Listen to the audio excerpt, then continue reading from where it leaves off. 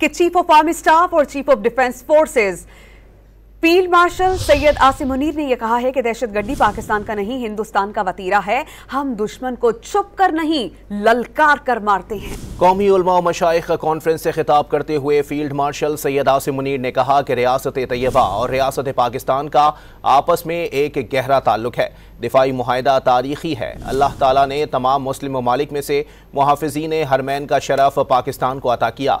जिस कौम ने इल्म और कलम को छोड़ा तो इंतशार और फसाद फिलर्स ने वहाँ जगह बनाई।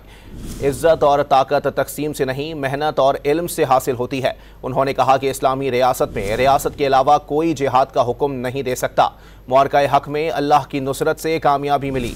चीफ ऑफ डिफेंस फोर्सेस ने मजीद कहा कि उलमा कौम को मुत्तहिद रखें।